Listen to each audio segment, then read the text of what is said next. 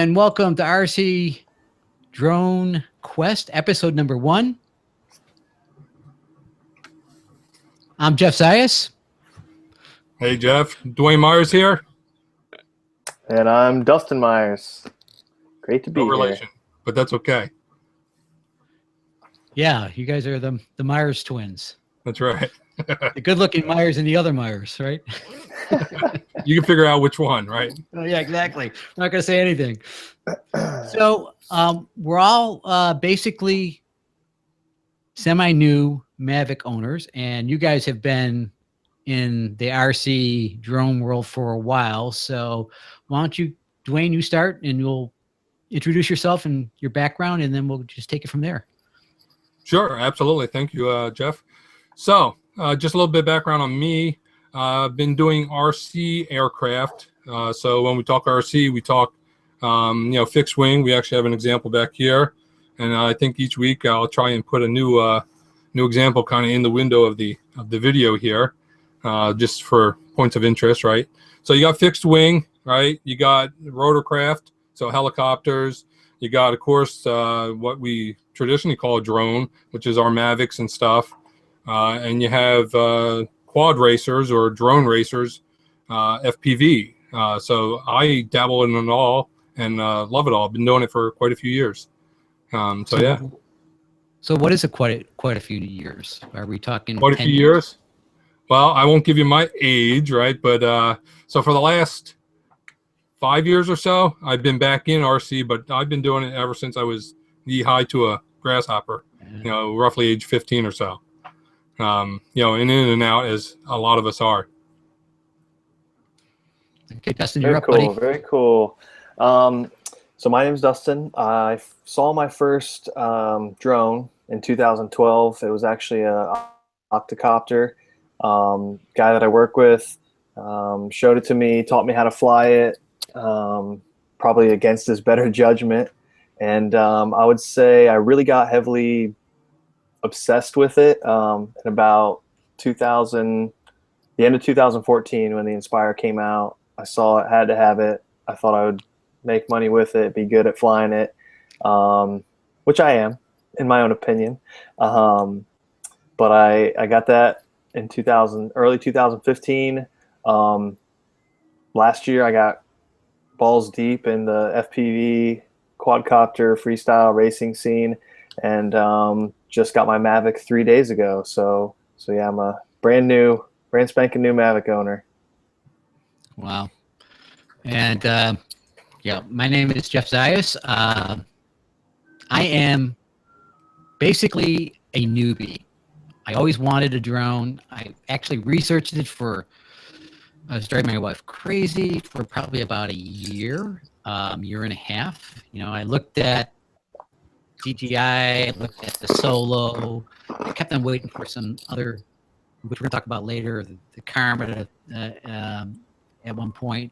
And then when they announced the Mavic, I actually jumped on it after about 3 days after they announced it, because I wanted something portable. I live in Northern California, and it was just perfect for what I wanted. So yeah, I'm an absolute newbie. And so this is great for me because I get to share my excitement for someone with the first time kind of flyer thing. So yeah, so I've actually on my little app, I think it shows I've flown 3 hours or maybe 4 hours and 20 minutes. So All right, that's the total number of times. So no crashes. Nice, very cool. Did you watch the Mavic announcement live video? Is that what? I didn't watch the Mavic live thing. I mean, I saw it, afterwards, right? And it was so weird because I was so close to buying a 3DR Solo, really, really close. And I'm glad I didn't, because they stopped their production. And I don't know if they're whatever. But the reason why I was holding out is because you guys know before I have this GoPro Hero 4 that I never used, and I thought, well, I'm going to incorporate this into something, right? And I was thinking, either the 3DR Solo or there's another one called Autel, AUTEL, and then obviously GGI, and then the Karma when it first was introduced. I was kind of almost pulled the trigger on the Karma, and I'm glad I didn't. I'm glad I waited a couple days and looked at the Mavic, and that made me do it. Very nice. So, just a quick sidebar: the Solos are $300 at Best Buy right now with a backpack. and that was something that they blew it. Actually, I want to say GoPro blew it. They should align themselves with 3DR and stayed with them, and co-authored something together versus going off on their own path, because obviously the route they took, they didn't know what they were getting into. So yeah, no, that's a very good point. My brother actually brought up the same thing, that GoPro would have been much better off partnering with just about anybody else, right? But yeah, instead of trying to come up with new tech, which they didn't previously have a presence in.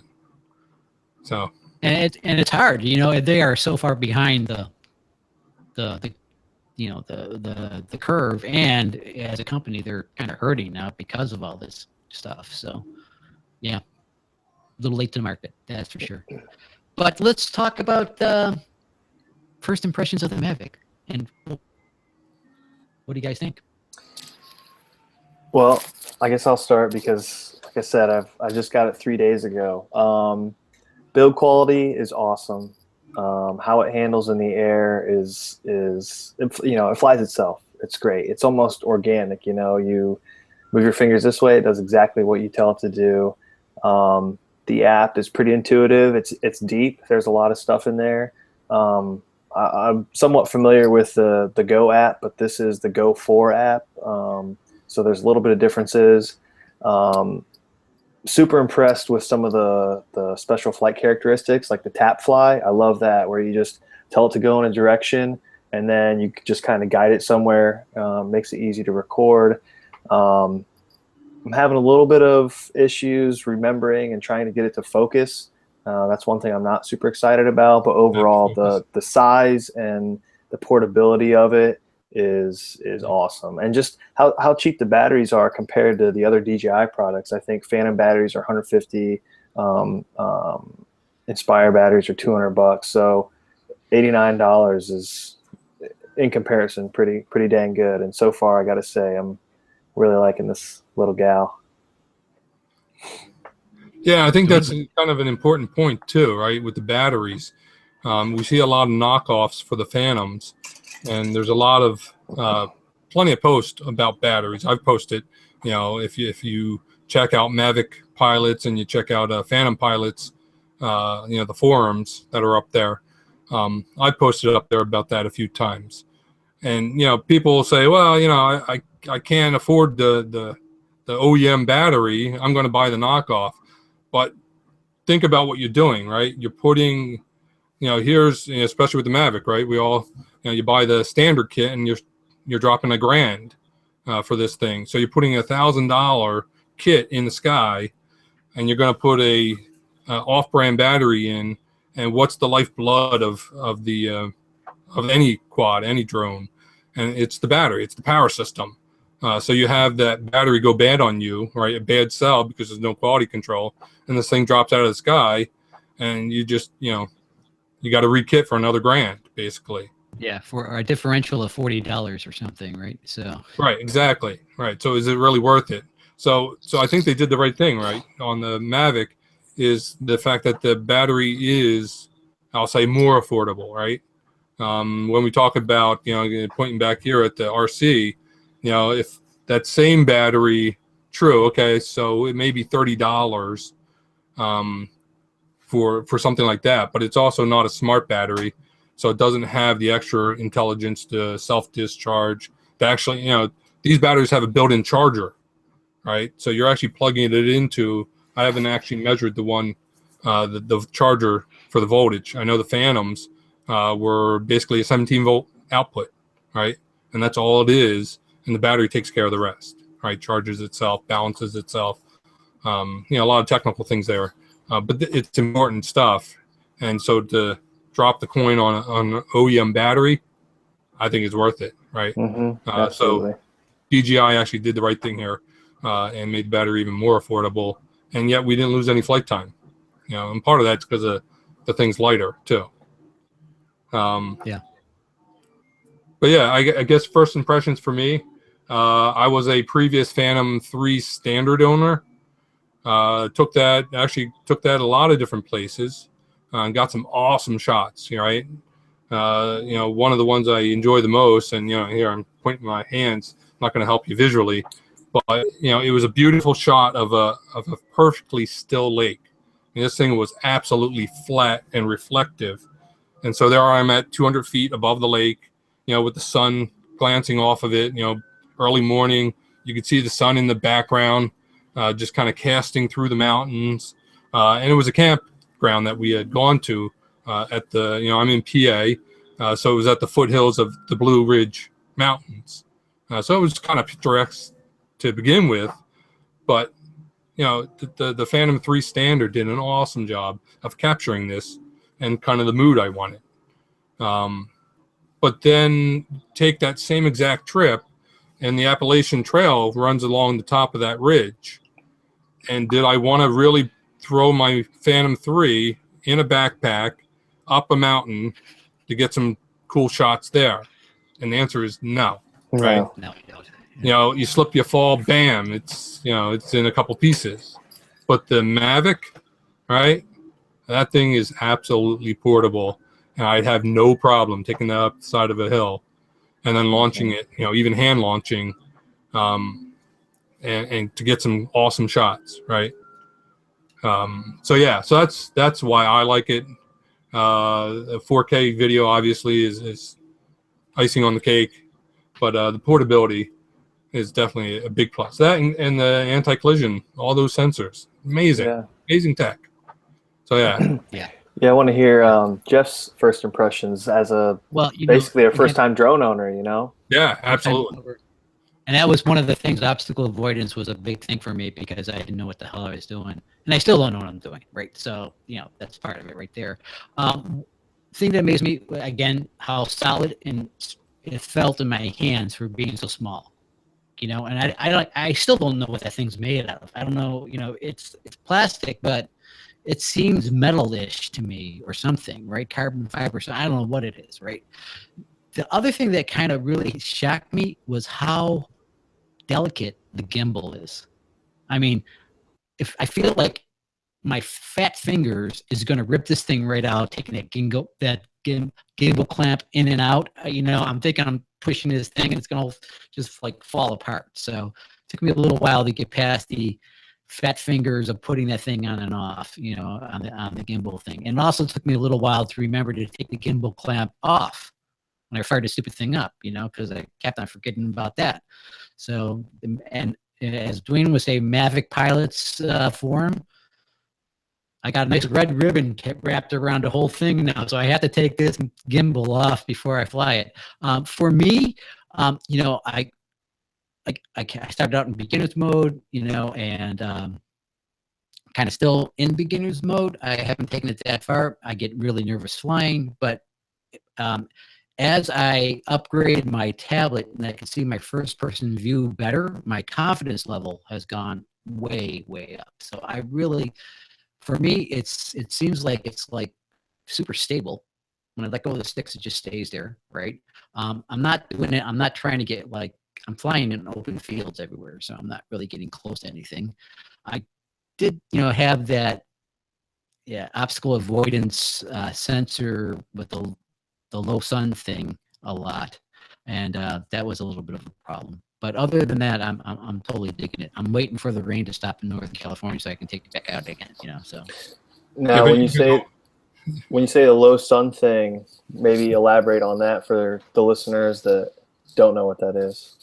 Yeah, when you're flying, because I've been flying out over vineyards, right, all these huge open fields, and flying it, I'm bringing it back to me, and the sun's behind me, and since it's like the winter sun and it's low, it thinks there's an obstacle there with the sensors, and there's not. There's nothing around it. It's like 150 feet up in the air, and there's nothing there, and it won't let it won't let you come back home because it just stops, right? Because it thinks that there's something there.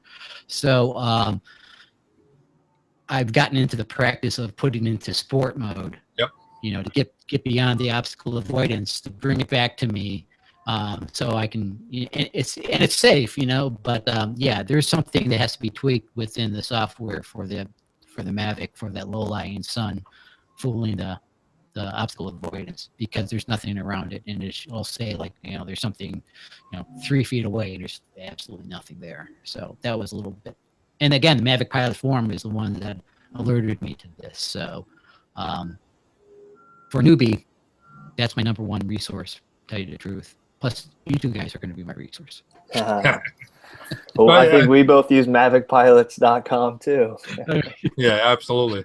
But I think that's a good point that you bring up, Jeff, is, you know, just being aware of some of these, what you may call quark.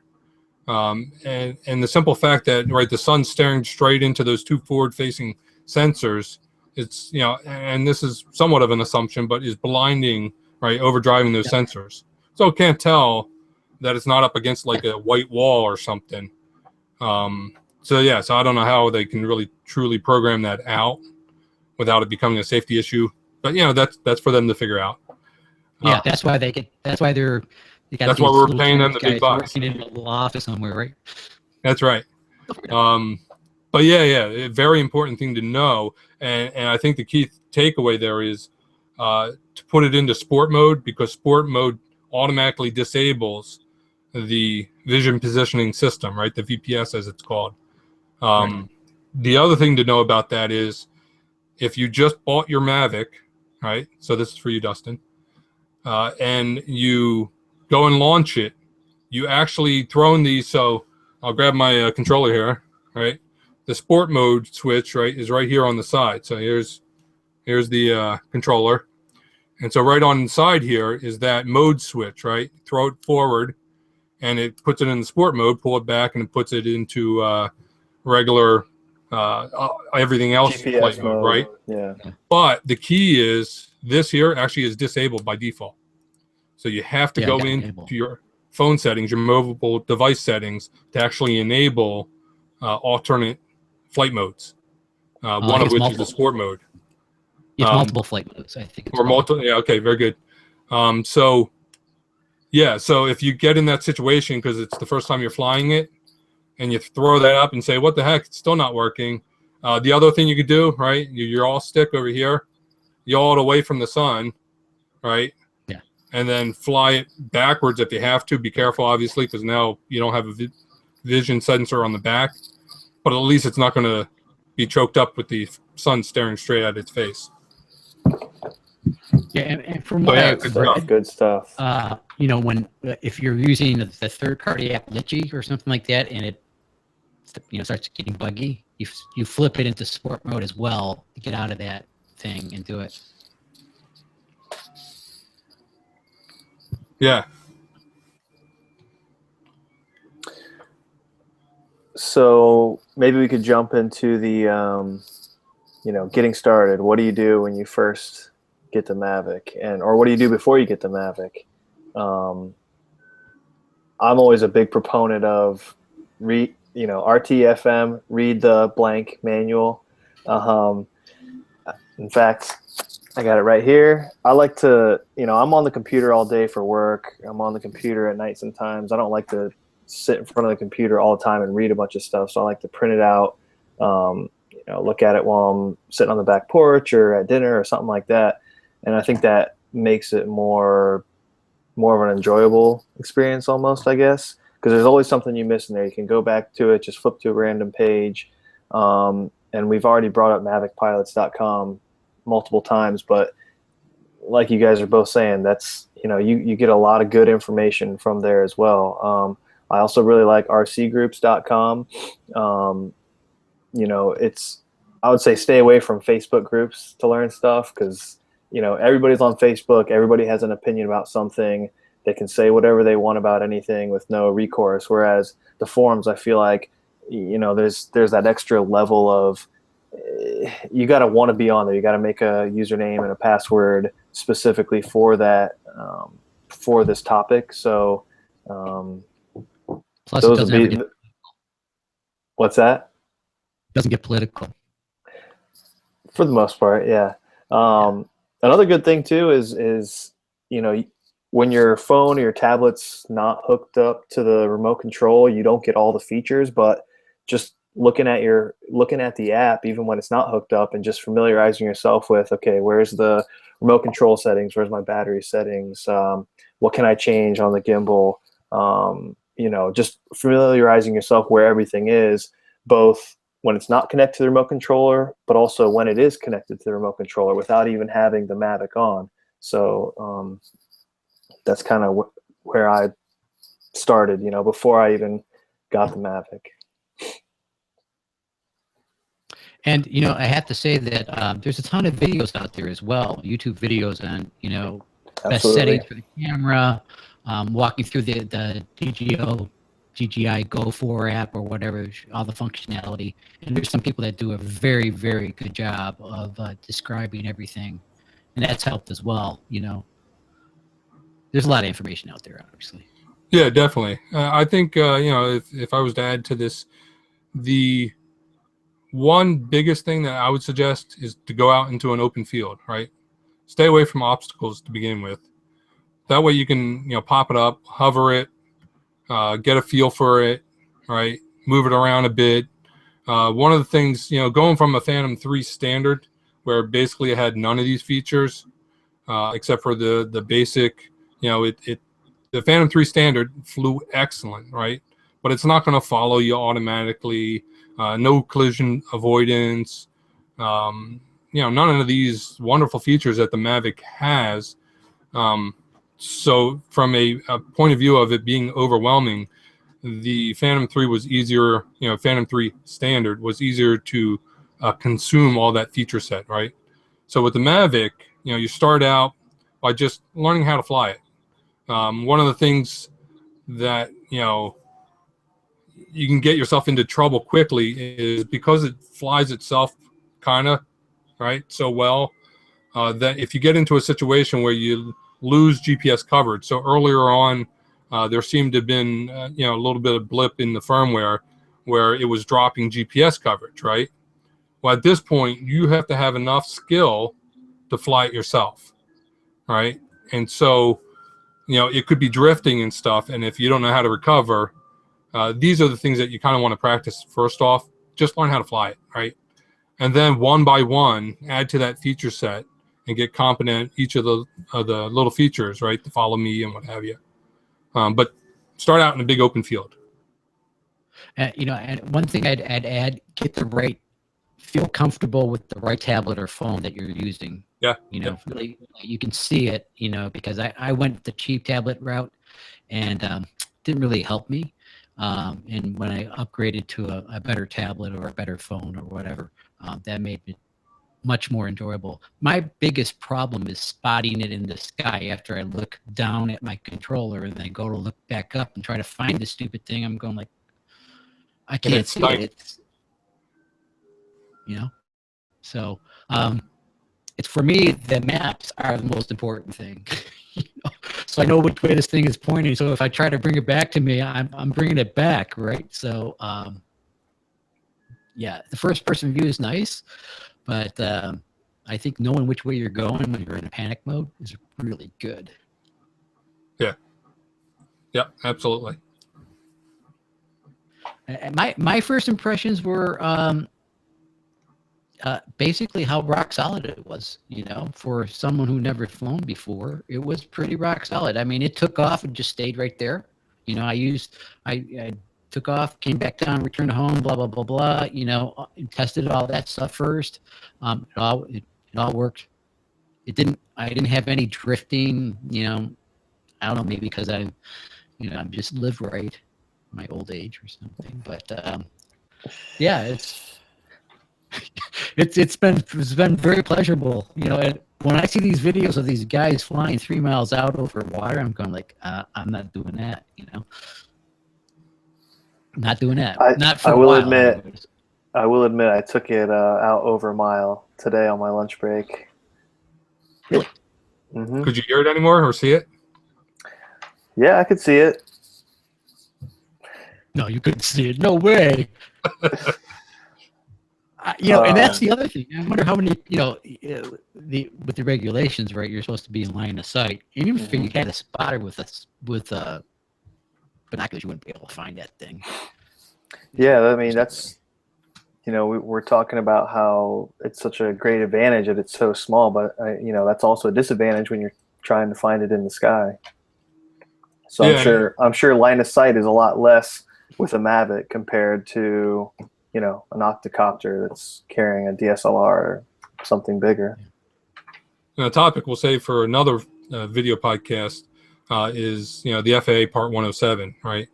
And some of the guidelines that they talk about. We kind of joke a little bit here about line of sight, and binoculars, and it's interesting. A lot of these things come up, within that guideline. And what is Part 107 used for, right? Why would you ever want that or need that? But we'll save that for a different episode. One of the things that you talk about first impressions, the precision landing. When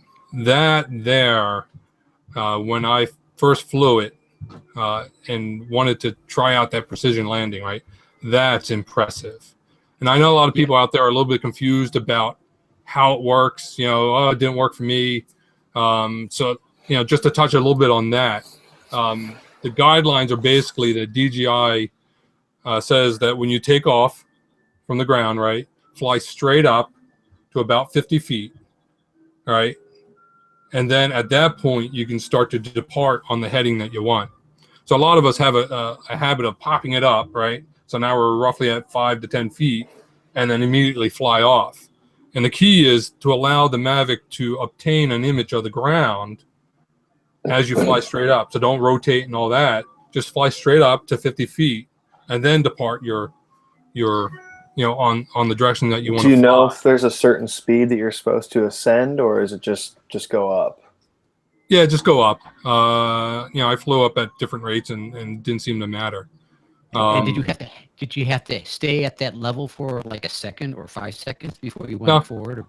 No, after you pass through that, you could fly off. And that it's working, that when you hit the return to home button, right, either on your mobile device or directly on the controller, right, and that's what this little button over here is for. That's the return to home. And in order to get that to work, you actually have to press and hold, right, until it registers return to home. So that way you don't accidentally just bump it and all of a sudden the thing's coming back at you, right? So you hit that and you'll see it come over, right? And it'll actually rotate compass heading to the direction it was facing when it took off. And then on your mobile device screen, it'll actually give you a message, precision landing, right? So now you know that it actually gathered enough data on its takeoff to actually relock on. And it's really cool to watch. As it's coming down, you could see it actually capture the image on the ground and then start to fly over, register, and then just come down. And it'll, at the time that it's done, it'll just sit there above the ground. It won't actually auto land yet. And then you pull down on your stick and it then will proceed to the ground at that point. And you can guide it a little bit more, but it's within inches of where it took off from. Yeah, I didn't understand how it worked, so it didn't work for me. Because like you said, I did this, tap to fly, whatever you slide, have it take off, and then I'm gone. I'm just take it off, right? So yeah. You're right. I should probably do the right thing before it takes a second, right? So, but I got a question for you. How do you have it return to the controller instead of the return to home? How does it know? Is there a setting in the controller? If you had an iPhone and the power died on it, right? Yeah. How do you do it from the? Oh, okay. So that's a very good question. So I was actually looking for this the other day, and maybe Dustin has the manual there. He can quickly, fact check here. So the other day, just as a scenario, right? I had walked down. I live over by my local high school, and they're building a new facility. So I just wanted to, grab a little, I keep getting pictures of it in different progress stages. So it's kind of cool. But, in the meantime, I'm trying out, the follow me and all that stuff. So now I end up at a new location. And I know on my Phantom 3, there was a software button on the screen that I could click and basically reset my return to home spot to my new location. I'd be darned if I could find that this time. I know it's there somewhere, but I couldn't find that in the app, the DJI Go 4 app, to reset that. But your question was more, I'm assuming if you move position, my phone dies.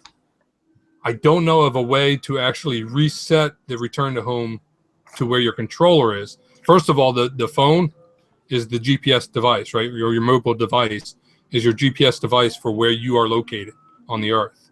So if that dies, the controller, right, this by itself, you can absolutely fly it with just this, even though your mobile device died, right? So you still have complete control.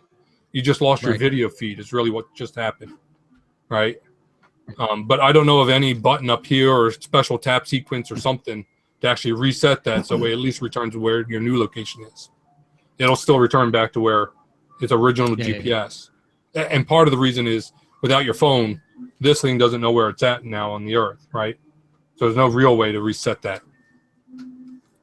Yeah, and I haven't seen that in the app, in the Go 4 app. I know in the DJI Go app I use with the Inspire, which is an older version. It's not the current version, but when you tap the home button, you can set it to be where I am or where the aircraft is. Now, I don't think that's an option with the Mavic, but if you wanted, say you're going to cross a lake and you wanted to set the home point on the other side of the lake, you could say, okay, set it to where the aircraft is. Now, I don't think that's an option with the Mavic, but I know you can do it to where you are, and it's an I don't know where it is, but it's an icon. It's just a little person with the home icon right beside it. Yeah, say if you were, if for a good example, you're on a bike ride, right? You have this thing following you, and now you're running low on battery. You want to bring it back in. It's following you. Somehow, I guess if it's following you, you can still see it. So you just bring it back yourself, I guess. But I was just kind of curious. But even if the return to home, the auto return to home kicks in, right? You got to at least be able to cancel that. Yeah. So it doesn't go flying all the way back to the original spot, right? Or try to, jumping on your bike and riding all the way back quick, chasing it. Well, so, go ahead, Jeff. No, I was just going to say, that's one thing I do.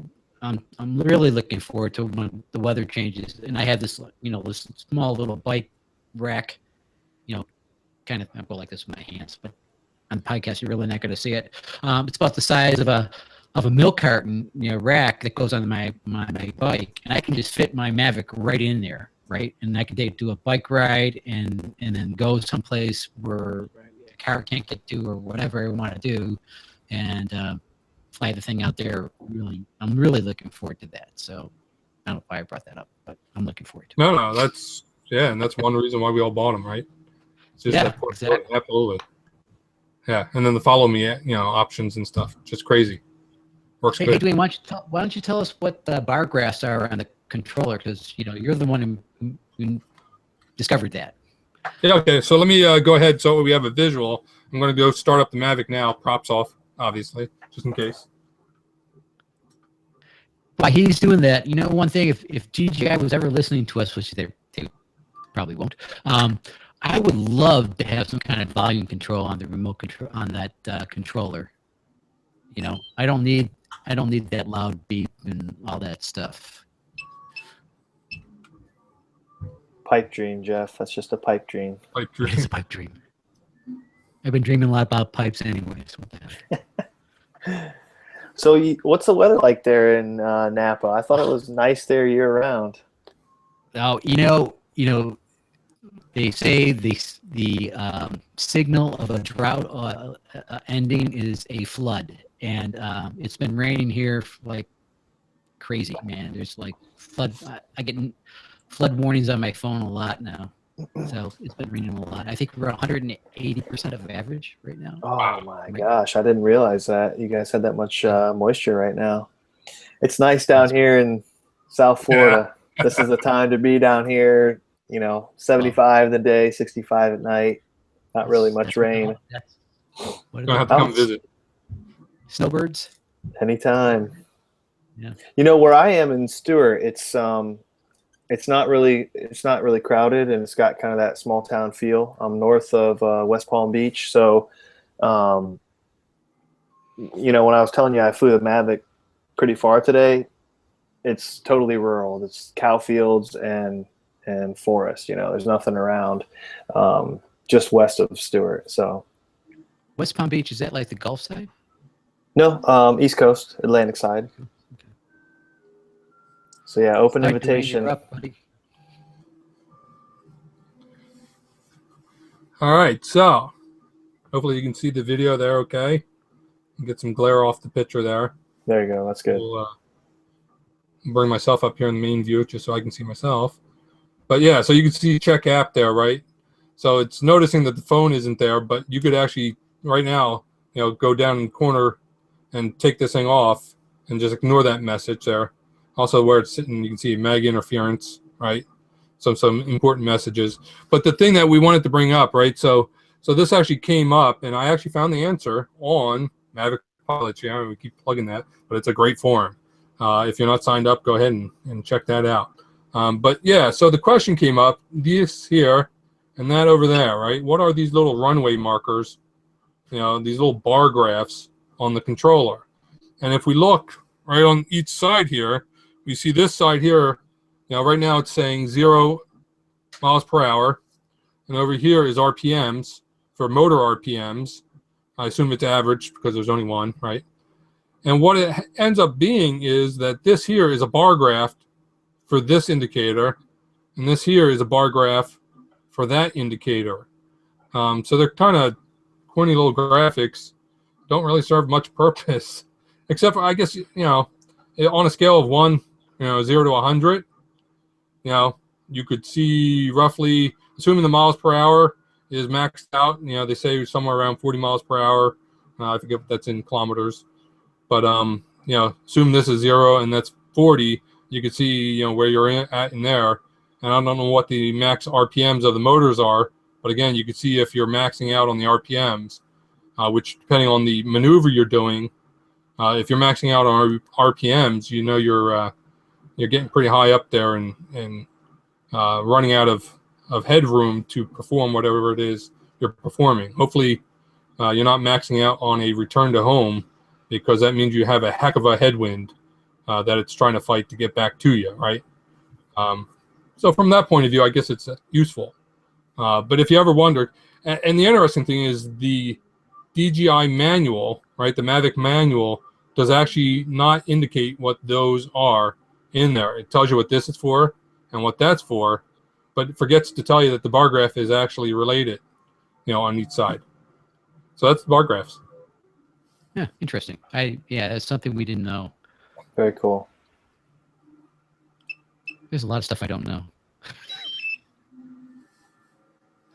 I do have to say, I really like the, we talked about the portability of the Mavic, but the size of the remote controller and the fact that, the antennas and the phone holder folds down and the whole thing is so small is another huge selling point, I think, and a huge advantage.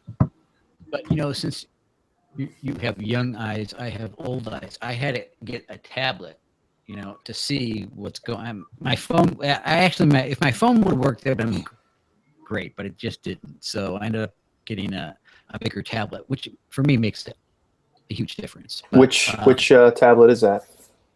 I got the NVIDIA K1 Shield. So I think it has 2 gigabytes of RAM and a 2.4 or 2.3 dual core quad core processor, and it takes an SD card, so I put a 32 gig SD card in it for now, and it's just dedicated for the Mavic, right? It was like $200, and it's perfect. It is perfect. Do you use it? You just clip it into the OEM part on the bottom, or do you have? No, it's too big. It's like 8 inches, so I use these little Z clips, something that I got from. I'm not going to plug the site again. I refuse to say MavicPilots.com. One more time. Yeah, but this is from Thingiverse and 3D Hubs, and just printed them up. And basically, what it does is just extend that out a little bit, and it works great. It works really good. I don't have the controller right here, but it just fits into it this way, and then extends it out by that 1.5 inches on either side, and you can just hold the tablet. And it's the way to go. I mean, having the right equipment makes all the difference, I must admit. Yeah. Takes out some of the burden and fumbling around, right? Especially at critical times. And like, for example, I was using that point of interest, flight mode, and I'm on my tablet. I couldn't even read it, what to do next, right? So, and then when I got to this thing, I could actually see what it was telling me to do, and how to do the, record the point of interest and the speed. Fly up, and then you fly over to the left or right. That's your radius. And then you hit apply, and it basically does it. But on my tablet, I couldn't. On my other tablet, it was so bright, I couldn't see what to do. And so, anyways. So is that one sunlight readable then? No, but it has a 1280 by 1024 display, whatever. The other one I had resolution. Okay. Yeah, the resolution was way better. And as long as if I hold it, and I block the sun with my body, I'm okay. So, I'm not going and holding it up like this, into the sun. No, it's. I might buy a sun shield later. Yeah, right. Yep. Cool. Yeah, I just use my iPhone. What do I got? 6S or whatever it is. By no means is that sunlight readable, but it does the job. Yeah, exactly. As long as it does the job, right? And if my LG G3 would have worked, and that would have been great, But I'm stuck on Verizon for a little bit, and then I'm probably going to go to something different as my mic breaks up. Take it away. You guys want to jump into the news? Yeah. So the first one, and we'll present a link for this. I'll find the YouTube video. But there was a user on YouTube that was flying his Mavic, and he was capturing some footage of falls, and it was basically, you could tell it was really cold, right? Because it was very icy, right? And that was the whole point of his video. He wanted to capture the kind of the ice flows, and it was a waterfall, and there's a bridge in the background. I believe he was up in Canada, which is just to indicate that it was very cold, right? Moving water doesn't necessarily freeze unless it's cold. And so he did a video, a video blog where, he's introducing the whole setup and what have you as normal. And then he breaks back in and says, I just lost my Mavic, right? And so he indicated that on his mobile device, he got a message that said over voltage warning on the battery. And the exact, message, we can figure that out. But basically, over voltage, and what that basically means, I think it's actually a misnomer, and it's actually an under voltage where the battery pack is dropping out on you, right? So it's getting too low, and that initiates in the Mavic an automatic landing sequence, because if it doesn't have enough voltage, it basically can't climb anymore. It's not going to fly properly.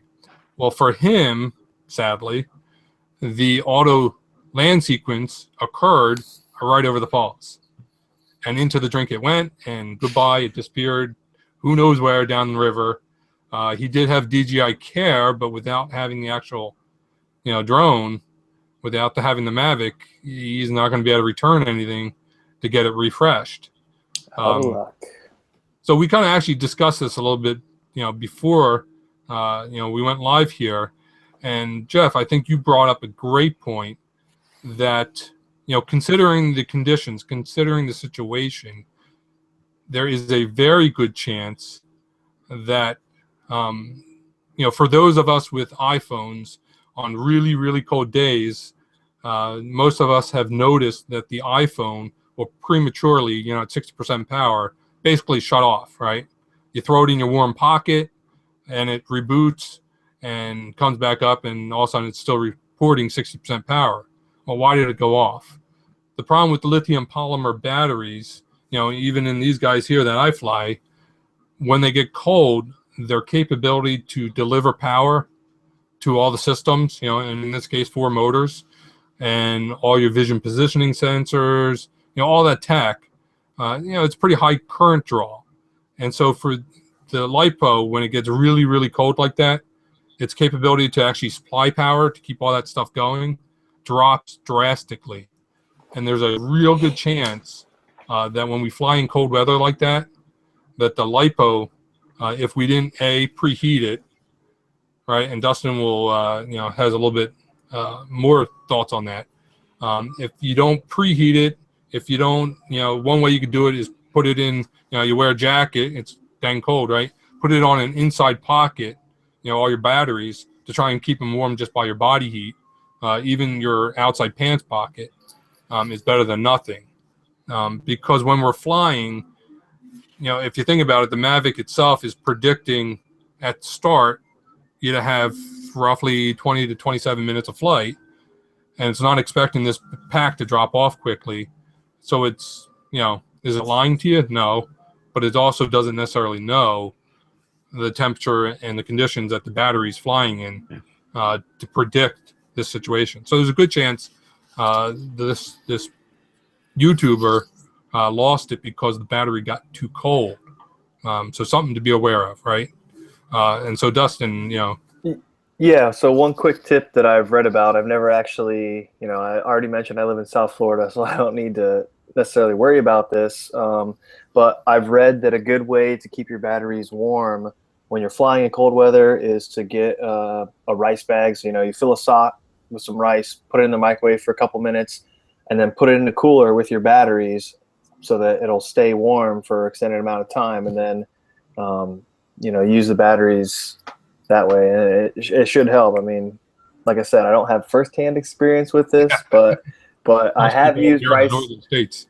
Yeah, I've used rice packs in the past for sore neck, sore muscles, whatever. So yeah, and I guess the added benefit, right? Rice is a natural drying agent, so I guess if there's any moisture, hey, double benefit, right? But yeah, so a couple takeaways there. I wonder if the log files have the health of the battery prior to takeoff. So I mean, another thing that you could just, and not to bog down the whole experience, but the one thing you could do, right, if you go into your DJI Go app, right, up in the upper right corner usually is the battery indicator. And if you click on that, what you get is the status screen that indicates all of the cells, right? So you get the voltages for each individual cell. They're all colored green, yellow, or red, depending on their condition. And if you're going to be flying in really cold weather, I would probably suggest at least have that up on your screen. Yes, it overlays your video, so you lose, some of that perspective. But, what's better, losing your quad, your drone, or not getting the, the video quite framed up the way you want it. Thought. I personally haven't had a problem, but I also keep my batteries, just from my experience of regular RC, I keep my batteries in my pockets, to keep them warm, knowing that ahead of time. So maybe that's why I've never had an issue. Don't know. There is a battery log in the app. If you click on the battery, you go to advanced settings and then details, there's a log for different times you've used the battery. How many charge cycles? I think it is a default 10 days, and then it starts charging down. Is that the deal? Yeah, the discharge. Yep. Yeah. And every time you push that button to check the battery health, that resets the clock. So if you're 5 days in and you're saying, let me see if it's started to discharge yet, if you push that button to see what the light status is, it restarts the clock. So that's a good thing to know. To know that one. Yeah. And what was the other thing in the news to wrap this up a little bit? Yeah, so news number 2. May get some haters here, right? But we're not DJI fanboys. Maybe not that much, right? But the Karma is back, right? Karma 2017, and we have a link of a what I thought was a pretty good review of this, non-biased. And so this gentleman, another YouTuber that I enjoy watching, iPhonedo, if you know him, he obtained today or yesterday, whenever it was, right when he made this, but he posted today, a review on the Karma. And so he says, his review is Karma 2017 compared to Karma 2016, right? And so good old GoPro, love them, hate them, whatever. Make some great action cams, right? All they did, right? So they pulled it off the market. They had a problem. They were dropping out of the sky, right? So they had a chance, knowing that the Mavic's out there, knowing that the Phantom 4 Pro is now out there, they had a chance to do something a little different, right? Give us a little bit more. And it appears, and watch the video and make your own judgment, but it appears that all they did was fix the falling out of the sky problem, which came down to, supposedly, the battery itself in the original design was not latching completely properly, and it was backing out, which basically the battery was unplugging. So it was falling out of the sky because it was losing power. So they updated the design and actually added weight in the process. And and so, okay, great, the battery doesn't unplug. But for roughly, so if you don't already own a GoPro, so you're going to spend roughly the same price as a Mavic to get a GoPro camera. I think it comes with an iPhone. Yeah, iPhone. What am I saying? A GoPro 5, not the Session, but what's the other? Black. So the GoPro 5 Black, right? The DJI Karma, plus the little handheld gimbal thingy, which is kind of cool. All for roughly the same price as of a Mavic. Yeah. Well, I think what they did was when they did the recall on it, they gave everybody a hero session, right? Yep. They taught that, which was a nice thing to do. Yeah. But again, they didn't. They were almost a year too late with this product. So, and DJI just crushed them. Absolutely crushed them with the Mavic. But we all know the pain it took to get a Mavic, right?